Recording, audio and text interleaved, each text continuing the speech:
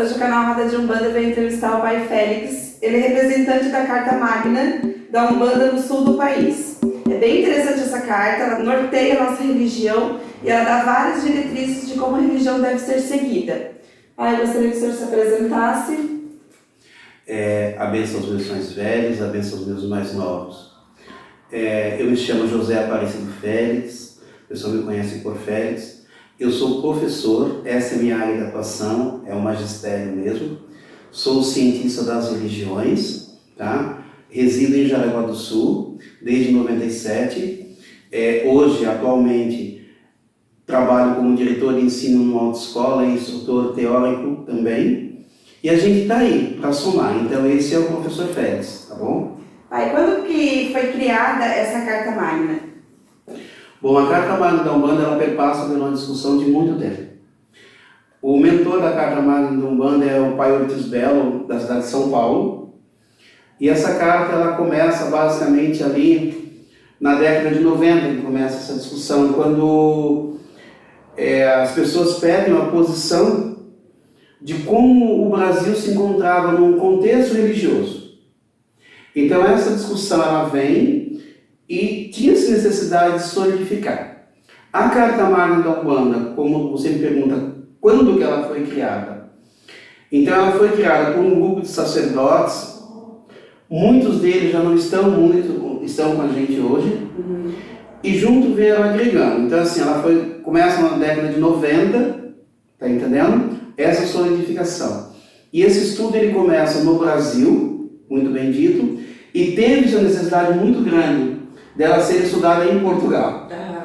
E hoje a necessidade muito é ir para solos africanos. De lá, porque nós temos que entender que esse documento, ele é um documento religioso da Umbanda. Se chama Carta Magna da Umbanda Nacional e Internacional. Então ela começa na década de 90. Em 2000 ela se solidifica em Portugal nessa divulgação. Por que em Portugal? Eu não sei nem como expressar, mas a presença dos portugueses aqui, quando vem essa imposição do cristianismo para nós, então fez-se necessário fazer o processo inverso para ver como estava. Então assim, muitos religiosos estiveram em Portugal, vendo essa realidade. De lá para cá ela vem para o Brasil, retorna para o Brasil. E hoje eu sou o cientista que assino por ela, pela essa Carta Magna da Umbanda. Então o cientista responsável desse documento internacional e nacional sou eu. Lógico, essa Carta Magna é uma construção, o idealizador é o Pai Ortiz, ele que traz essa bagagem, é uma pessoa jovem até, tá entendendo? Ele é uma pessoa jovem que traz essa bagagem para a gente, dentro dessa reformulação. Então essa Carta Magna da Umbanda, o rever ela em Portugal e ela vir para o Brasil, ela precisou ser rediscutida no Brasil. E a partir de 2014 até 2018, essa discussão ela se tornou mais acirrada em várias cidades. Em 2018 nós tivemos o lançamento dela em Santa Catarina, em Tijucas, tá? Na tenda de Ogum, na casa do Pai Sadi, e ali a gente via assim, o quanto isso era importante para a gente. O quanto essa discussão ela era importante para nós. Então ela surge ali, essa documentação do mundo todo cai sobre a mão de um grupo, e esse grupo tem que filtrar essa documentação. Então ela vem basicamente do surgimento da década de 90 até 2014, essa discussão nessa posição dela. E ela se consolidou hoje em dia. Foi consolidada. E qual que é o que é essa Carta Magna? Bom, a Carta Magna da Umbanda, para nós entendermos assim, se você chegar na China, a China tem uma religião de origem. Se você chegar em Portugal, ele tem uma religião de origem. E nós não tínhamos uma religião de origem. Aliás, nós tínhamos uma religião de origem. Então eu tenho que entender o seguinte, os portugueses, quando chegaram no Brasil, eles trouxeram o cristianismo pelos veios da Igreja Católica a bordo. Mas aqui já tinha um povo, com as suas histórias, com as suas características. Por sua vez, foram chegando outros povos e ajudando essa colonização. Então a Umbanda, a partir de 1908, ela surge no astral Brasil com as religiões que compunham aquele astral naquele momento. Então, a religião oficial do Brasil, tá? Por lei, isso é lei, aprovado pelo Congresso Federal, é a Umbanda. Olha só, que informação interessante, né? É a Umbanda. E é uma informação que muita gente não conhece, né? Isso. E nós tivemos assim uma conquista maior, são conquistas e conquistas. Em 2018, nós já tivemos essa conquista no Estado, que você tem que ir conquistando devagar. Isso. Então, a partir com o deputado Patrício Destro, em 2018 nós tivemos aprovada a lei estadual. Hoje nós temos também vários municípios, a consolidação. E o apelo que eu faço ao religioso de Umbanda, pessoal, culture os seus municípios, seus vereadores, para que essa lei seja aprovada. Isso é muito interessante para nós, darmos essa cara. Então, assim, o objetivo principal da Carta Magna da Umbanda é apresentar, dar cara, vida e forma para essa religião. Ela é uma religião milenar. Milenar por quê? Desde que o mundo é mundo, existem manifestações religiosas. Então, por ser esse tipo de manifestação... A incorporação é muito antiga. Ela é muito né? antiga. Ela é muito antiga, né? Então, ela só se solidifica naquele momento, por intermédio de Zélio. Ela se dá um nome, Se né? dá um nome. Ela se dá um nome. Ela se torna visível. Então, assim, a religião oficial do Brasil, ela é a Umbanda. Tá? Basta nós irmos lá e vermos que a partir do governo Lula versus o governo Dilma, eles aceitam esse pedido dos religiosos da Umbanda. Tá? E no governo do Estado anterior nós também conseguimos, assim como conseguimos o Dia da Umbanda em vários municípios, Mafra, Jaraguá do Sul, Porto Belo, Blumenau, estamos agora em busca em Florianópolis. Nós precisamos erguer essa bandeira. Então, essa é a finalidade do documento. Os terreiros e os pais de santo precisam se colocar dentro de uma sociedade, Sim, né? precisa. A gente que consegue esse direito do 15 de novembro, nós temos que sair às ruas e comemorar também, né? Tem que fazer a união desse povo e mostrar para a sociedade que nós estamos ali, né? É isso Não mesmo. adianta a gente ganhar um dia e não comemorar ele, né? Fica difícil. Fica difícil, né? Nesse dia específico tem que sair para a rua mesmo, né? E qual que o que a Carta Magna, ela fala para os dirigentes de terreiro? Bom, Aline, quando você me faz essa pergunta, muitas vezes como eu diria para você, a resistência dos pais de santo quanto à Carta Magna, justamente por não conhecer esse documento belo que ele é. Ele vai dizer qual é a postura, tá? Ele não vai mexer na sua panela. Ele vai dizer qual é a postura que o religioso da Umbanda ele precisa ter. Se eu chegar na Igreja Católica, ele vai dizer qual é a postura do padre, qual é a postura de um membro daquela igreja. Isso é para qualquer vertente religiosa. E a nossa tem independência, Umbanda de Almas de Angola, Umbanda de Omolocô, Umbanda de ervas, não importa. Não vai mexer no ritual. Não, no ritual ela não vai mexer. Ela vai dizer a postura. Quando você me faz essa pergunta, nós já tivemos duas situações aqui no Estado que nós somos chamados ao Ministério Público, que eles queriam entender, porque eles receberam a denúncia contra um sacerdote, e eles queriam entender até que ponto aquilo era Umbanda e até que ponto aquilo não era Umbanda. Porque já visto que tinha um documento, ele sabia. E esse documento, pessoal, ele já era para ter sido apresentado ano passado, e eu espero que esse ano eles nos chamem para apresentar esse documento, expor ao Congresso Nacional. Expor ao Congresso Nacional. Então esse documento serve para nortear até o meu caráter e as minhas atitudes. Isso mais uma informação, né? Porque se a pessoa está correndo um processo contra ela, ela tem a Carta Magna para ela se defender, e assim como quem tem, né, quem está fazendo o processo também ter uma direção aonde que ela pode se basear se a conduta do dirigente está sendo correta ou não, né? Porque quando você coloca aqui para a gente, nós tivemos nesse percurso de 2017, que a gente está assim, mais nessa luta frente a frente da Carta Magna da Umbanda dentro do Estado, e chegando mais no Estado do Paraná e no Rio Grande do Sul também com esses avanços, nós tivemos em Santa Catarina 2 casas fechadas. Tá? Ela foi fechada por nós, não, ela foi fechada por intermédio da Justiça, mas teve aval da gente, da Carta Magna da Umbanda. Aí vocês podem perguntar, quem são vocês? Não, eu não sou nada, eu sou apenas o professor Félix, sou membro da religião e batalho pela postura ética. Mas aquilo que está aqui não condizia com aquilo. Então aquilo que um promotor me pergunta, até uma foi no Planalto Norte, a Serra Acima, ela perguntou bem assim, esta atitude aqui, infelizmente isso aqui não condiz com o religioso da Umbanda. Ou não precisa ser da Umbanda, qualquer religioso, por exemplo, você deixar uma oferenda numa esquina, poluindo aquilo lá, isso não é do postura de um religioso.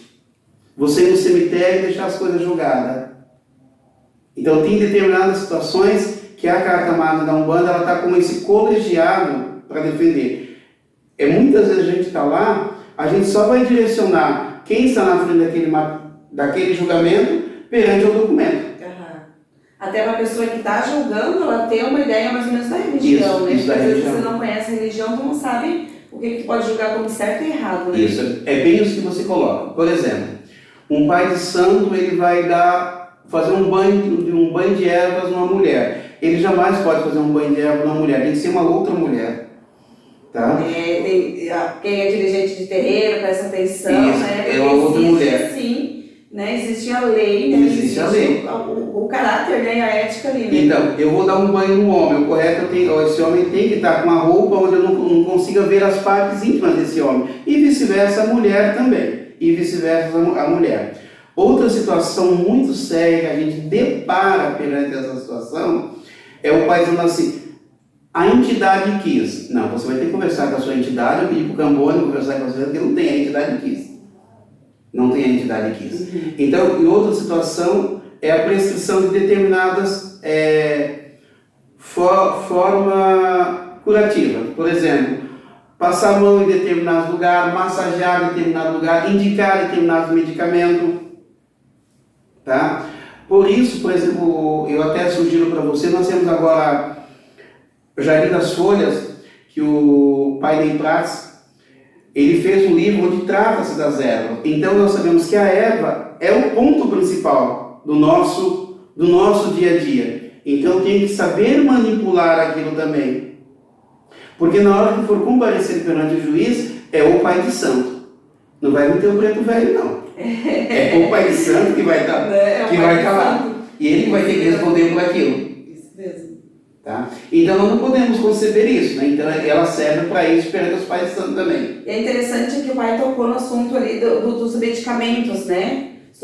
A gente sabe que quem só pode indicar medicamento é médico, né? Sim. Mesmo indicar e mesmo retirar esse medicamento da pessoa. Então quem é dirigente já tem que ficar esperto nessa situação para não falar para a pessoa, olha, você para de tomar esse remédio e toma esse chá que você vai melhorar. Não pode acontecer isso também, né, pai? Não. É assim, que você coloca Santa Catarina nesse aspecto, eu cito aqui o nome da professora Iá Geruzi Romão, eles fizeram um trabalho belíssimo, que são as rezadeiras.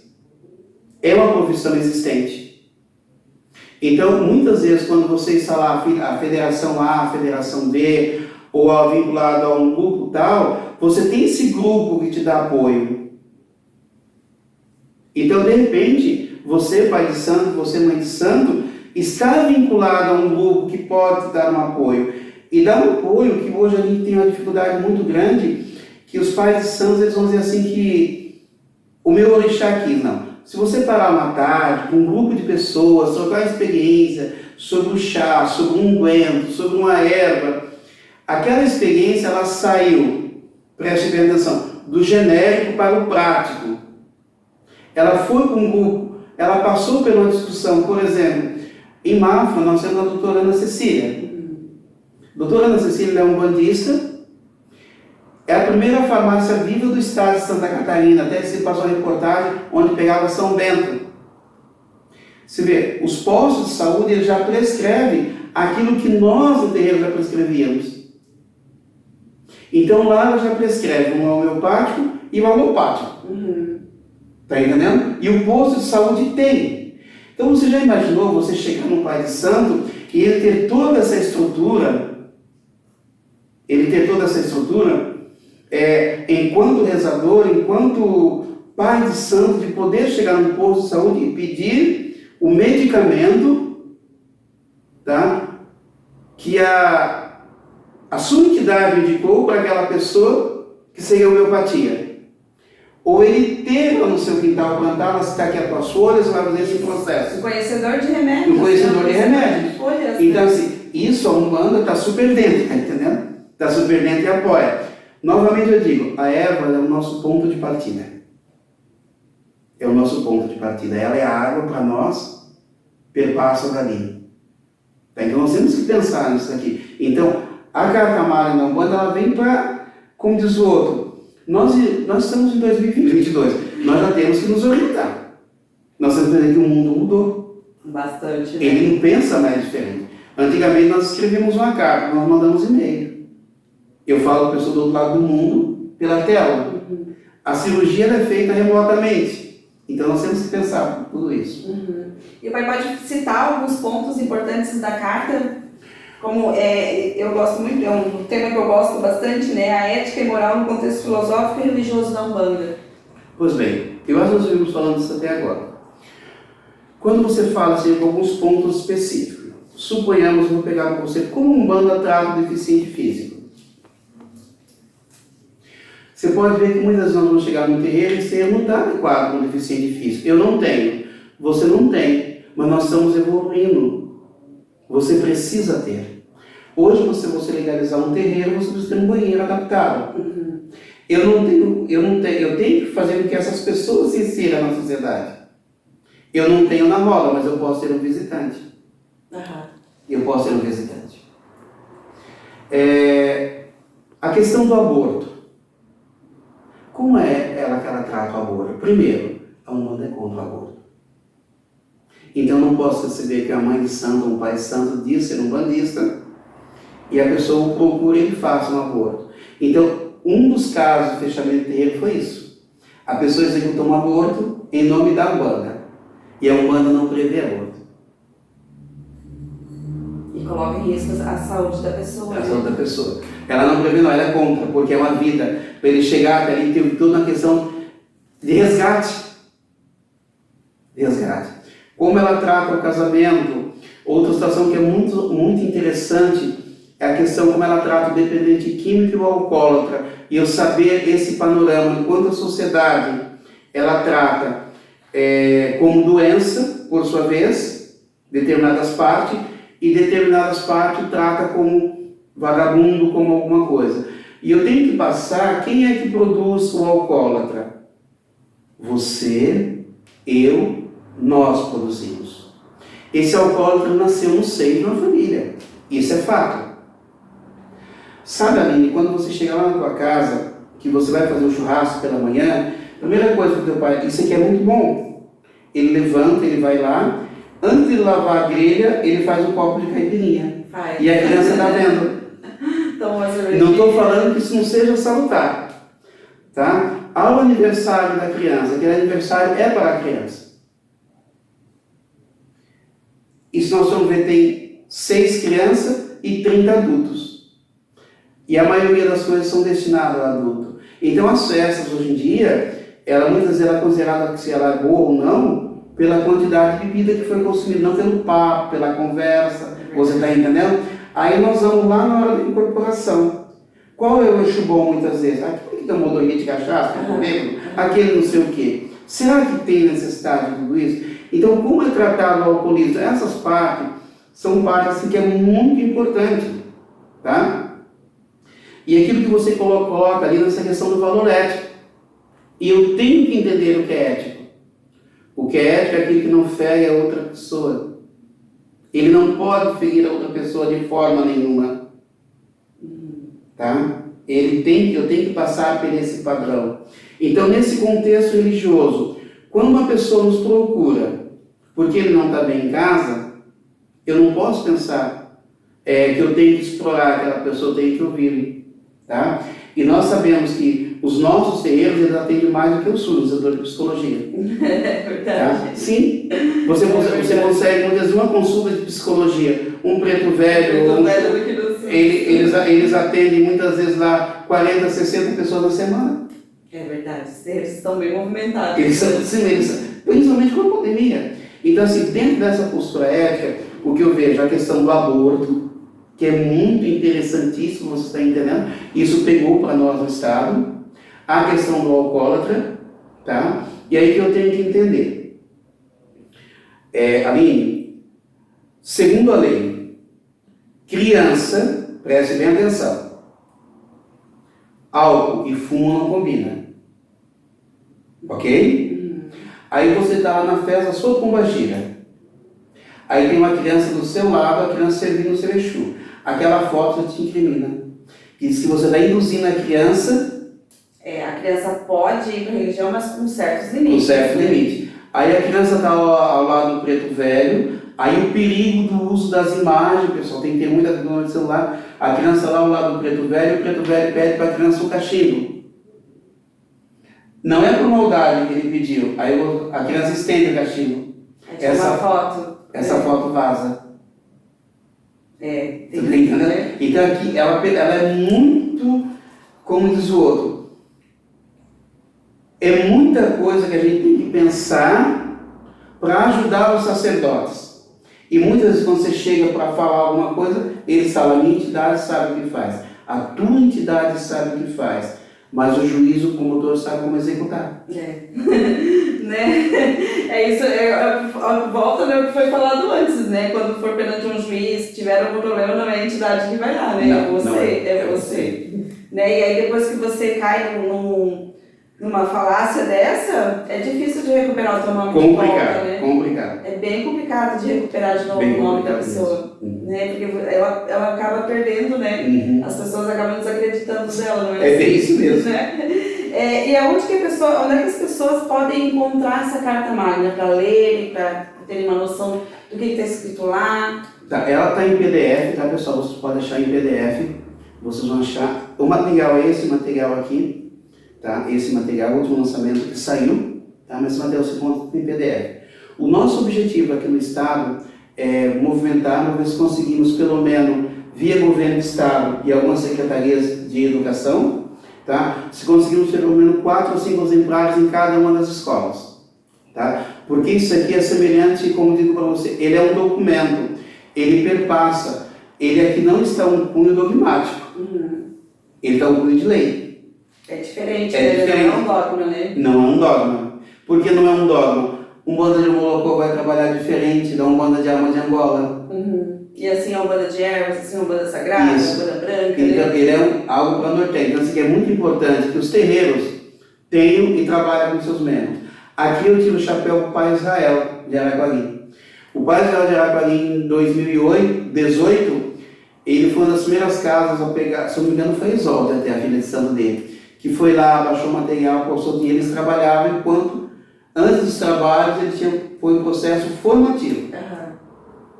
Trazer, né, os dirigentes que dão doutrina, trazer essa carta magna para a doutrina do terreiro, né? Explicar e nortear para esse novo médium, para essa pessoa que está entrando, qual que é o norte da Umbanda, né, dentro de uma diretriz de lei. Né? É interessante trazer isso para a doutrina também. A gente não tem que só ensinar como que o preto velho trabalha, onde ele vai, né? A gente também tem que ensinar o nosso plano físico, né? Pois é aqui que a gente mora, né? É aqui que a coisa acontece. Então, muitas vezes nós esquecemos desse detalhe. Nós estamos aqui, o preto velho vai desencarnar, é muito importante, a minha entidade vai subir. Eu vou ficar, sou eu que vou me deparar com aquela realidade. Eu digo para vocês, eu vou lá na igreja católica, a criança ela vai começar a estudar lá na catequese desde o início, como foi que ela surgiu, o que norteia aquela religião. A mesma coisa nas igrejas evangélicas. Então, o mínimo que nós temos que ter dentro da nossa religião é esse norteamento. Isso mesmo. Esse norte. Mesmo. É importante a gente saber a origem da Umbanda, é importante a gente saber a origem da onde que veio as nossas entidades, como elas surgiram. Porque assim, Aline, hoje a dificuldade que nós temos muitas vezes não é com o povo de fora, mas conosco. Eu tenho que entender, espírita é uma coisa e umbandista é outra. Ah, eu sou espírita. Não, espírita é uma coisa, umbandista é outra. Na Umbanda contém o espiritismo, ok? Ela contém. Eu sou umbandista. Então você vai matricular o teu filho na escola e eles perguntam que religião que você é. Você coloca espírita, ela não aparece, eles colocam outro. Eu não sou outro, eu sou José Aparecido Félix, tenho um CPF, sou filho da Dona Maria, do seu José, nasci em tal lugar, então eu não sou outro. Então eu tenho que brigar por esse direito. Lá na hora de matricular o meu filho. Porque... Não. Vê até que ponto você também se apresentou como tal. É isso mesmo. Como tal pessoa. Nós tivemos aqui em Jaraguá do Sul hoje, quando o Antônio, o pai Antônio foi internado, E a pessoa não quis colocar religião, colocou outro. Nós conseguimos, hoje em Jaraguá do Sul, nos hospitais, é colocada a religião. Por quê, pessoal? O Pai Israel também passou por isso. Eu não me defino enquanto religião. Aí eu morri, perdão, entrei em estado vegetativo e fui para a UTI. E a minha família, ou eu me declarei como católico, ou como espírita. Aí chega lá o pai de santo e quer me visitar na UTI. Ele não pode visitar, não é porque o hospital não quer. O hospital não foi intolerante. Foi eu que não me apresentei como tal. E a lei diz, eu digo para vocês que eu sou capelão, também sou juiz de paz, tá entendendo? A lei diz que para fazer essa visita, eu tenho que dizer que eu sou. Automaticamente eu digo que eu sou, o hospital vai liberar o membro daquela religião para dar assistência religiosa àquele membro. A mesma coisa no presídio. Então nós temos que ver até que ponto nós também não estamos nos posicionando. Isso mesmo, é o que a gente falou antes, né? A gente tem que lutar pelos nossos direitos e tem que mostrar que nós estamos dentro da sociedade, Sim. né? O canal Roda de Umbanda, a gente sempre fala a mesma coisa, né? Vamos se posicionar, vamos comemorar, vamos se unir, vamos mostrar que a gente tem sim valor dentro da sociedade. A gente está para ajudar, né? Para crescer, para mostrar que a gente tem um grande volume de pessoas que são da religião, né? E aonde estão essas pessoas? Por que estamos escondidos? Hoje, assim como você fala, assim, eu vou pegar Jaraguá do Sul. Jaraguá do Sul nós temos hoje 212 casas. Já é um número bem grande, né? Bem expressivo.